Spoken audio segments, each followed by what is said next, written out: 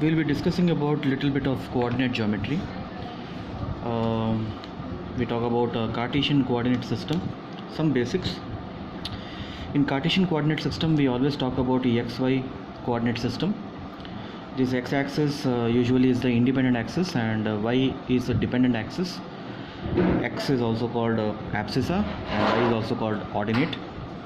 That means if I take 2, 3 point, 2 is the abscissa and 3 is the ordinate. So here we have to find the distance between 2 points. I have taken 2 points, 2, 3 and 3, 5. They will be in the first coordinate. First, this is my first coordinate, second, third, fourth. So in which coordinate, quarter x will be positive, y will be positive, that we should have clear idea. Suppose you are in the fourth quadrant, x will be positive and y will be negative. So 2, 3 is in the first coordinate. Now, what is the distance between 2, 3 and 3, 5? If you see the x coordinates, this is 3 and 2. So 3 minus 2, this distance is 1. And similarly, the y distance 5 minus 3, it is 2. So we are talking about distance between this point and this point. Let us say point A and point B. It will be the hypotenuse of this triangle. So you can calculate this using a formula also, root over x2 minus x1 whole square plus y2 minus y1 whole square. So this is how it is applied. Okay, root over x2 minus x1 whole square plus y2 minus y1 whole square. You should know how to calculate the distance between 2 points. Now suppose you want to find the slope. Now this is the triangle in which this side is 2, this side is 1. What is slope? It is denoted by m. It is basically tan theta. So tan theta will be opposite by adjacent, 2 by 1. So it will be how much? 5 minus 3 by 3 minus 2. Basically when you write in the terms of formula, it is y2 minus y1 by x2 minus x1. So I can write this formula as x2 y2 and this as x1 y1 in general form. So this formula also you should know. Now different types of graph shapes we will encounter. We should know their equations.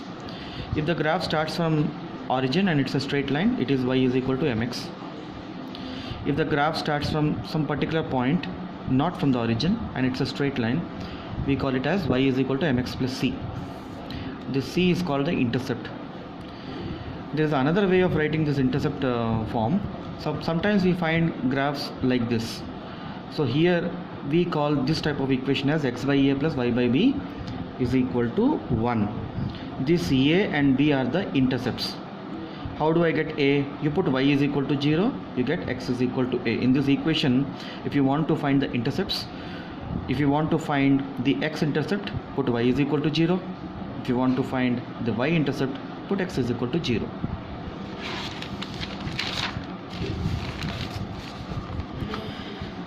Some standard graph shapes you should know. This type of graph, it is exponentially increasing graph. This type of graph is exponentially decreasing. Okay, it will go on till infinity. Sometimes you should be able to put some value and find the intermediate values. Like suppose velocity versus time graph is given and this type of equation is given, and they ask you what is the distance traveled between t is equal to 0 to t is equal to 3. You know very well that if I find the area under VT graph, I will get the distance. How? S is equal to VT. VT basically is the area under the curve. Okay, so at t is equal to 3, I can find the velocity value here, and if I find this area, I will get the distance traveled between the initial time and the final time. Final time here is t is equal to 3. So this is the concept which I have explained here. Here you can see that this is y is equal to x plus 1 graph. Sometimes they say that y is equal to x plus 1 and x is equal to 3. Find the area. So this is the area. So you should see the boundaries, and whatever the enclosed boundary is there, that is the area under the curve. This area under the curve, when you find out, you should know what physical quantity it is going to give. Like in the previous example, it is giving me the distance. Okay, so you should be thorough with the graphs and try to find the areas and understand what is the physical quantity you are going to get. Sometimes modulus functions are given. Let us say fx is equal to minus x, x is less than 0, and is equal to x when x is greater than 0. F of x means y.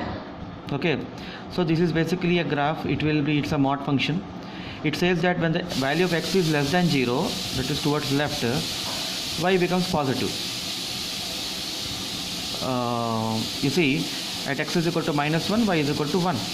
At x is equal to minus 2, y is equal to 2. And similarly, when x is positive, it becomes positive only. X is equal to 1, y is equal to 1. X is equal to 2, y is equal to 2. So the shape of the graph will be like this. You should be able to predict the shape of the graph depending upon the type of function given. Then you also have, sometimes we talk about polar coordinate system. Polar coordinate system is like this. You have a radius. Any point on this circle can be represented by the coordinates r cos theta and r sin theta. If I take a particular point, this is my theta.